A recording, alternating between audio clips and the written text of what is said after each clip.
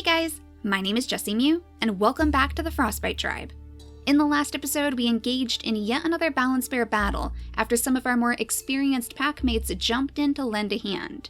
Nip and Anasi have both joined with Nettle and Rala to try to take down Snowflake, the second balance bear on the island. She only has 22 days remaining on her life, and thanks to Nip's deadly poison, we're going to be able to take off just one extra day of her lifespan every single time we pass the turn.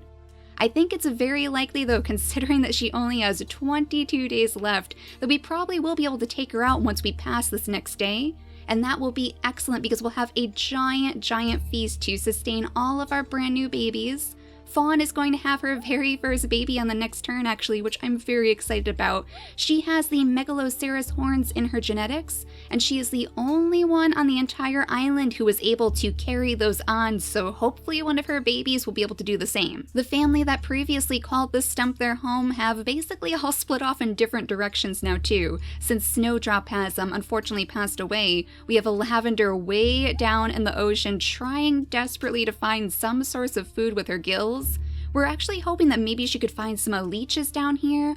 Oh my gosh, or fish! We actually do have a fish spawner down here. I think so anyway, hopefully. It does look like that's a big patch of kelp, so maybe she actually can find some sort of a Arctic fish in the water. That would be excellent. If she does find any leeches though, then that is exactly why we have brought Thorn down to the shores as well, so that he can pull them off of her if any of them catch her off guard. And that'll give us a little bit of extra food too. I kind of feel like he's feeling a little bit disappointed in himself though, because he does have to stay on the shores since he doesn't have a way to breathe underwater. It seems like he really does look up to his sister and he would like to help her out a little bit more, but that is all that he can do for now. We have our lonely wanderer back here too, Amethyst, who we're kind of assuming might want to leave the tribe because she did spend a lot of time talking to Corella and Ruby after they left. We haven't actually seen them since either, so I do wonder if maybe they kind of skipped off to a different island together, and that could be why Amethyst is so curious about the outside world. But let's have her jump up to the top of the stump so she can, oops, oh geez, a little bit of a misclick there, so you're going to settle yourself down right next to the throne, I guess. I was hoping she could at least light up the area, but I guess the falling snow made the stump a little bit too slippery for her. Instead, we can turn our attentions back to our hunting parties over here. We have Fang, who is leading Pine and Avalanche in their attempt to find something a little bit more substantial to eat. We do have all of these tasty roots out here, but unfortunately nobody can really dig them up in this group. So instead, they're trying to find maybe the deer. The walrus deer would probably be the best thing for us to hunt at this point if we could only get one to spawn, but so far we have not had any luck, and it seems like the bunnies are probably going to disappear. Oh, wait a second, there's a couple of them. They're going toward the shores. Just like last time, they're trying to escape all of the falling snow by going straight toward the shores. So let's bring Fang around this way so that she can trap them on this side, and then we could have Avalanche go off in this direction maybe. It seems like the bunnies might be outsmarting us a little bit because I think this one went off in this direction. But if we could pin them between our group and the shore, then we might be able to snatch up a couple of bunnies before the snow gets really bad and makes it so we can't move around either.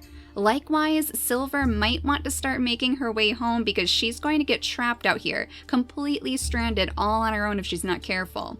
Let's have her start moving back toward, oh my goodness, a little bunny. She is so good at hiding from the bunnies. Honestly, there's not even any snow on the ground and she's already tricking them straight into her claws. We won't complain though because that should definitely hold us over as we're trying to bring her back to the tribe and as these brand new little babies are going to be born. So if you could scoot off of your stump and then back on Thistle, then we can see a little bit more of this area around the nest. And then we'd best make sure that Fawn's mutation menu is going to be set up correctly because she does have quite the mix of genetics. Luckily, she has the medium tail and the big body, so we don't have to worry about those, but she also has the crippled paw and the webbed hind legs. Both of the things that we don't really want to see on our babies, so we'll keep the normal hind legs in the mutation menu and maybe drop in the running leg. We typically try to balance out the crippled paw with the running leg because it seems like it's a little bit easier to pass.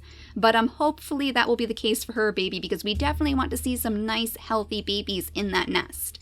Let's go back here though, just to see what happens with this balance bear, because I am a little bit concerned with our valiant knight Nip. Now that he doesn't have Fang worrying over his shoulder, he has become quite the reckless adventurer. He is sitting very, very close to Snowflake the balance bear, so unless Snowflake still has her sights set right on Rala, I would imagine that there is quite a possibility that Nip might get a little bit damaged on this turn. So let's go ahead and skip the day and see what happens. No, this balance bear really has you in her crosshairs, Rala. Maybe that's because she did so much damage to her in the beginning, but either way, I mean, Nip, you have really lucked out in this situation, so we might be able to completely demolish Snowflake in this one turn. She only has 19 days remaining, and you could use all 3 of your turns, Rala, to just slap at this bear. I think that also means that Nip might be able to take out yet another balance bear in his lifetime. Look at that, 2 balance bears. I mean, technically the first one wasn't really his kill because he didn't do much of the work.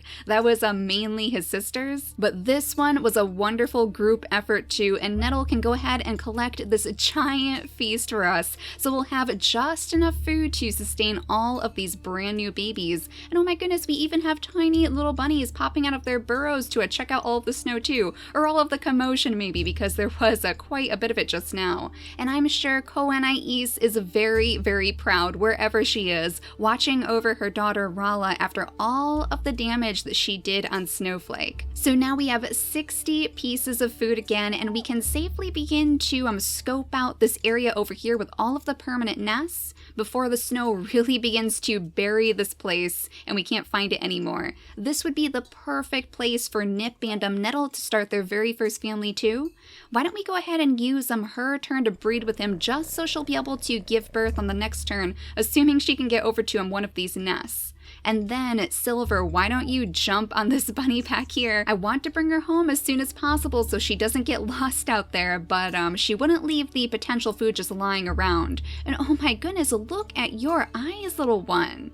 Look at those gorgeous violet eyes. So we really lucked out with this baby. She didn't actually get the no paw. She has the running leg instead and those hind legs. Excellent. Not only that, but she did actually manage to carry those Megaloceros horns in her genetics, so we are one step closer to possibly bringing those out again.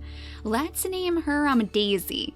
Since her father's line was typically named after different types of flowers, Daisy seems like a very suitable name. And then Kindle could actually scoot his way right out of the nest to spend a little bit of time with this brand new baby. Since they have taken Kindle in, I'm sure he would be very interested to meet all of their children as well. And then we could have Fawn go ahead and repair the broken nest so she can use that one on this turn too. Let's have Thistle use his energy, and yet again it did seem to work on the first try. I was a little bit worried because of course she does have the low fertility, and thankfully that also did not get past to her baby, so we really lucked out with Daisy. And now we can properly spin our attention back to Lavender, who has her final gem. Excellent. Just in time so she can dive into the ocean and see if she can find any fish out here. We do have some kelp, so let's have you scoot a little bit deeper and just try to find any fish, any at all. So far, oh, there they are.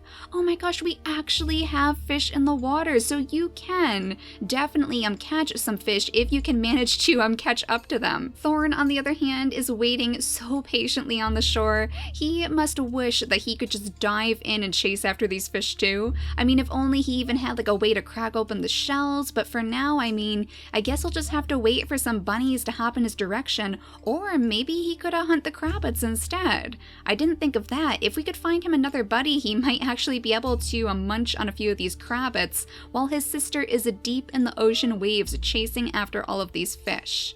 It would be excellent too if we had somebody else with the gills just to help her chase them down, because they will be a little bit tricky to pin if she doesn't have somebody to chase them toward her. And oh my goodness, it looks like maybe one of our wanderers passed away in the ocean. So either Corella or Ruby, one or the other, which is super sad. So we know that they were still on the island. I mean, unless it was a wandering male or something, but I would assume that was probably either Corella or Ruby.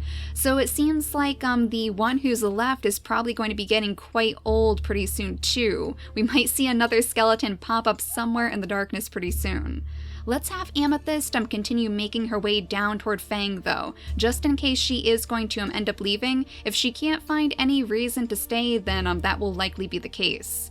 Let's see though, do we have any bunnies back here? Yeah, you guys down here guarding your shells, it looks like. You're trying to be crabbits maybe? Typically we have the crabbits sitting right on top of the shells, so this is quite unique. Let's have Avalanche jump in here and scatter the bunnies. We have so much food down here too, which is perfect from this hunting group because we do have some nimble fingers and some cracker jaws, of course, to take care of all of these shells. So they should be able to provide for the tribe very, very nicely. Though Fang at this point, I mean, she must be realizing that her brother is not actually with them, and she must be very, very worried about wherever he could possibly be. Let's have her actually sit inside this hot spring just to keep herself warm and maybe soothe her troubled mind. That was her one mission after all. Her one mission to make sure that Nip was safe and sound, and it does look like somebody may have grabbed a leech. Oh my goodness. Oh no, Lavender, it's you. You have a leech. We were expecting that for Lavender, but we were also hoping that she would have enough energy to go back to the shore so her little brother could take that off. So it seems like you are going to be taking a little bit of damage on this turn. Unfortunately, we'll have to make sure that we remember to take that off of her as soon as possible though. And now that we're back on this side of the island, let's have Violet keep trying to sniff out all of those tasty roots, especially now because we don't have any of that pesky snow getting in the way, though I would imagine pretty soon it's going to start piling down. So you can jump way up here with your father and scatter the bunnies yet again. So many bunnies on the top of the island, though this works pretty well for us because we can start chasing the bunny toward the other hunting group. So they're multitasking, chasing bunnies as they're sniffing out for all of the roots in the land. You can almost reach this bunny, almost, but at least you can sniff out those roots for your little daughter. So let's bring Violet next to her father, and on the next turn she should be able to dig up at least a couple of these roots. Now it's just you left, Little Pine, so why don't you actually scoot toward the ocean just to make sure that yeah, your sister doesn't pick up any leeches, because we definitely have some in the water. I don't want her to pick it up just yet since nobody can help her, so we'll scoot her over here to pick up the shells instead, and on the next turn maybe we can have her kind of jump toward the leech to pick it up on her body so Avalanche will be able to pick it off of her for the food. But for now, let's go ahead and skip the turn. We'll go way back here to see what Fawn's second little baby is going to look like. Hopefully she'll be just as lucky as Daisy was. Oh my goodness! Look at you! Look at that gorgeous fur! Oh my gosh, you are going to blend in so well with the snow. She does have the crippled paw, unfortunately, but she also has the digging trunk and the Megaloceros horns in her genetics. That would be quite the sight. A digging trunk creature with those giant moose antlers too. But look at her, I mean, she looks so majestic. Even with her crippled paw, she looks absolutely gorgeous, and I love her eyes as well. Let's actually name her Doe to go right along with her mother's naming scheme too. Since we named her Fawn, now we have a little tiny doe in the nest. Oh my goodness, she is so cute, and she's perfect for the snowy weather too, since she has the big body and the medium tail as well. But you, poor Lavender, you were searching so hard for all of those fish, and I think they may have actually disappeared. It seems like they have skittered off. What on earth is this though? What is this crazy little thing down here? It doesn't look like a leech and it doesn't look like a fish. We might need to investigate that, but first we are going to have to bring you out of the water so your brother can help you out here. We need you, Thorn, to take this leech off of your sister. There we go. Luckily she's not bleeding or anything, so we don't have to lick her wounds, but now she should be safe and sound to hopefully jump back into the ocean and maybe find those fish again, and definitely investigate whatever that tiny little dot was in the ocean waves. That was very suspicious. Kindle is also getting old enough to possibly toddle his way away from the nest, so why don't we have him go right over to this stump and light up all of these clover patches for us. Excellent. So we can see if any little bunnies are going to hop their way down the mountainside and hopefully snatch them up for food. Though of course Fawn is going to be watching very closely because she is quite protective over all of her babies. Let's actually move her over here. I want to skip this turn for her family because instead I would like to bring Nettle up here to have her baby. She can move all the way around Anasi and sit down right underneath the tree. That would probably be a good place to have her first baby since it is snowing so hard. Now Rala, on the other hand, maybe you could actually come down here with Nip and try to take care of some of these crabbits. We do have a Nasi watching over Nettle anyway, so Nip should feel safe enough to come down here and try to gather up some food for his brand new family. Rala can slap it with both of her big claws too, there we go, and then practically take it out in one hit. Now you guys could probably gather up this crabbit too on the next turn. Now is that leech still waiting next to Pine? Let's see, there it is right there. But we have so much food to gather up in the meantime, and a bunny deep in the ocean waves. Okay, little guy, well we already gathered up your buddy, so let's go ahead and grab the meat too. And we might as well just gather up all of the shells for now so they don't wash away. They're worth a little bit more than the leeches are anyway, so they're a little bit more important for us to grab, especially because we have so many crabbits watching us right now. So many crabbits ready to pinch up all of those shells if we don't grab them first. Now after sleeping on it, I think Fang would probably be ready to try to find her brother Nip, try to figure out where on earth he ran off to. So let's bring her out of the hot spring and up toward their childhood home actually. This is exactly where they were born, both Fang and Nip and all of their siblings, right between these two hot springs and next to the stump. So she can continue her way up the mountain to where she saw him last, as Goji and Violet, oh little Violet all grown up too, start making their way down the mountain to dig up the roots. Let's see, there was one right over here, so let's sit you right on top. Then you can dig that one up and jump over to this one for the next turn. We have so many roots down here, this must be like heaven for Violet. She was taught very, very well by her mother Snowdrop with her digging trunk, so she definitely prefers the roots over all other sources of food. We did have a bunny over here, but it seems to have hopped away, so let's have Goji make his way toward the clovers. So far, I don't see it yet. Oh, there it is, away on the outskirts. So it is definitely running away from us, and I don't think we want him to get too far away. Since he doesn't really have a way to keep himself warm, he should probably stay by his pack mates. And likewise, I wonder if maybe from a distance, if Fang would mistake Goji as Nip, because he does look very, very similar. Aside from the frog toes and the spots, they do have quite similar color schemes, so maybe from a distance he would look like her brother. I'm sure that fills her with at least a little bit of hope as she watches these two try to chase down this bunny. They're way over here. Okay, so at least we know we have quite a few bunnies in this direction. Amethyst was just over there, but she is actually making her way toward the rest of the tribe, and so far she hasn't really found a reason to stay here. Now all we really have left to do is keep bringing Silver home. She can dig up a couple of these roots and then jump up this way to, of course, find some more bunnies for us to snatch up in the future. This one doesn't even know that she's sitting on the very top of this stump throne. She is so good at blending in with the snow. I am very, very proud of her. I do wonder if maybe Elm from our previous series maybe had a hand in giving her some of her skills. She was also very, very good at hunting, and she was one of the spit snouts too. But we might as well at least chase the bunny since this is the last move that we can make, and apparently it's not going to be able to see you anyway. And then we can come over here and hopefully see what Nettle's very first baby is going to look like. We do want to change the mutation menu, of course, since Fawn is not going to have a baby on this turn. I was actually thinking that maybe we could put the poison fangs in here to make it a little bit more likely that we might be able to keep Nip's poison fangs on his babies, especially since it was so helpful in taking out the balanced bear. So it would be nice if his legacy could also carry on that genetic.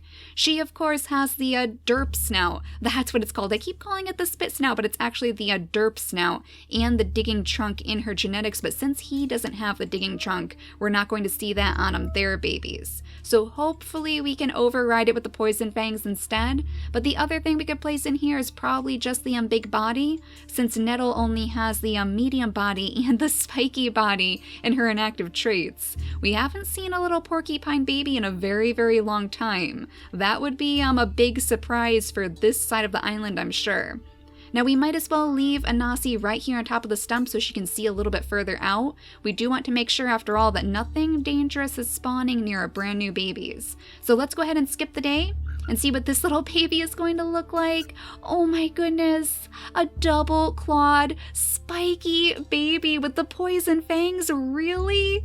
Oh my gosh, a 7 in strength too, and you have a majestic white crown of ram horns on top of it all. Let's see what your model looks like in here. Oh my gosh, he is so pretty. A tiny, spiky little porcupine, so many spikes. Double claws, a spiky back, the poison fangs. You look like you are absolutely ready for war. In fact, let's name you Blizzard. A nice, imposing name to go along with all of the snow falling down from the sky, so if any of those nasty balance bears try to come out and scare you, you can just show them your big, spiky body and send them packing. Before we forget though, let's make sure that Silver can grab up the bunny that she has been sitting on all night. There we go. And then she can finally make her way back home. She's almost here. I did actually want to make sure that Thistle and Silver could have a couple of babies too, since she is one of the creatures carrying that hammertail in her traits, and they also have completely different immunity genes. Maybe this will even end up being our little line of snowy, stealthy babies, since we lucked out so much with the doe,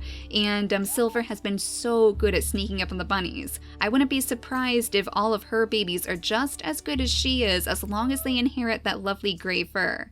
Likewise, Marala actually has the gray fur too. I'm not sure if I ever noticed that before, but she has that in her genetics, so we need to find somebody for her to breed with as well, especially because she's such a strong warrior. And look at you, finally, little Thorin, you have your very last gem.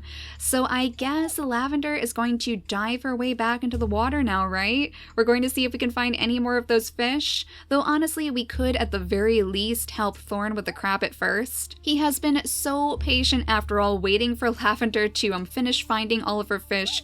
We should at least let him gather up a little bit of meat for the tribe so he can say that he contributed too. And then let's move you back into the water, I suppose. It doesn't really look like we have anything else out here for you to gather, so we might want to start making our way around the island like we were planning to, where basically where the skeleton is, because that's where we saw all of the leeches before. It definitely seems like those fish have moved on, and without anyone really helping her chase them down, she's going to waste way too much energy trying to get the fish than it's worth. I suppose it might finally be time for us to say goodbye to our lonely wanderer too. Amethyst has had enough, and she is ready to find her own adventures somewhere else on the island. So let's bring her right over to Fang so that we can change her to an Omega. That way Fang will be able to technically banish her from the tribe. Oh my goodness! She completely disappeared. Where on earth did you go? Okay, Amethyst. She literally disappeared. I'm not sure where she went, but I'm sure she's going to be okay, right? Surely she's going to be fine. And now Fang has a little bit of extra time to come down here and investigate Goji too. This is going to be quite interesting because of course she was hoping it was her brother, but now I think she realizes with his big frog toes and his different ram horns and even his lack of poison fangs. It's probably the big thing. Of course, Nip had the exact same poison fangs that she did, so that's what she would recognize him by. But Goji is quite suspicious in his own right, so in the next episode we'll have to have them meet up properly, and I wonder if it might be time for us to migrate again. With 2 balance bears down, I think we can successfully say that we've conquered the mountain, so maybe it's time for our youngest little warriors to scout out the Killer Island? But for now, thank you all so much for watching, and I'll see you all next time. Bye guys!